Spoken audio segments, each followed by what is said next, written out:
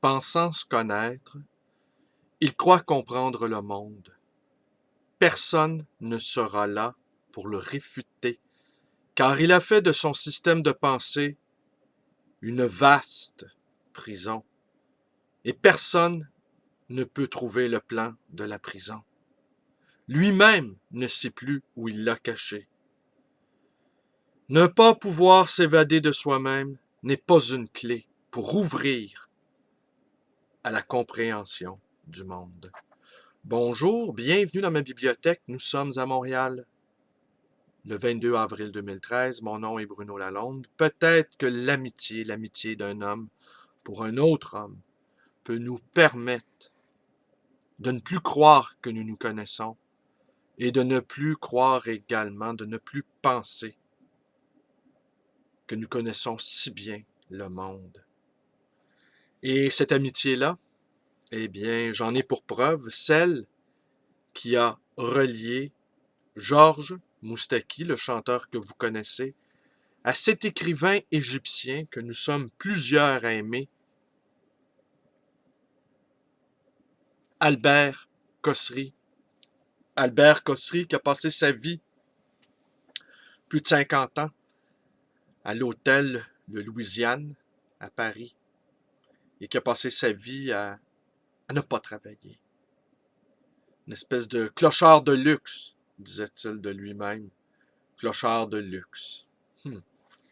La trouvaille est bonne. Votre amitié avec Georges Moustaki dura des années.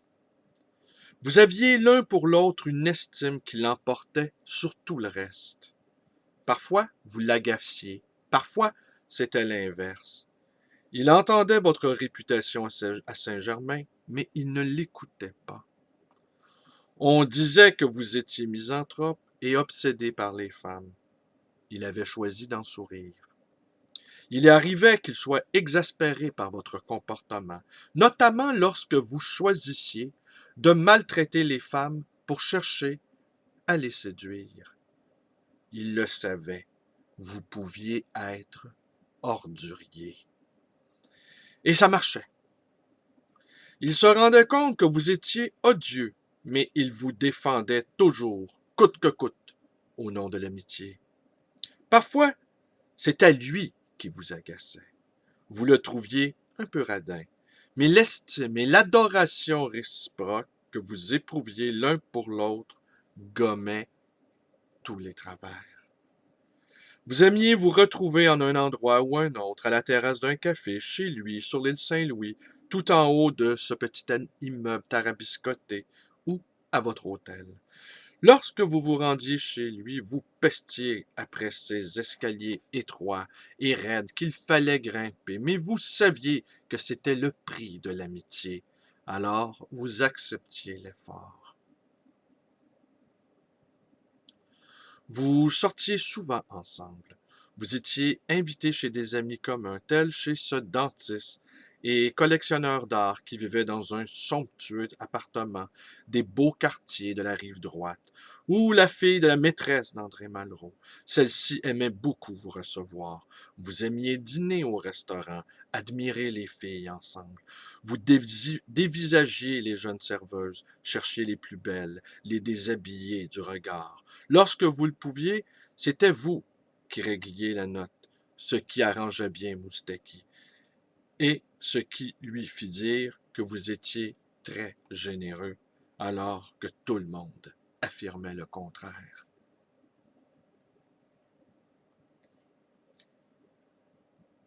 Avec Moustaki, vous parliez de tout. Vous aimiez refaire le monde, évoquer les pouvoirs ridicules, l'intolérance, la bêtise, tous les travers des hommes vous révoltaient à l'unisson. Vous tentiez de lui expliquer votre philosophie, votre détachement de tout, votre désintérêt absolu pour la possession. Moustaki était très sensible au fait que votre univers poétique et philosophique était resté en Égypte, son pays de naissance. Et bien voilà.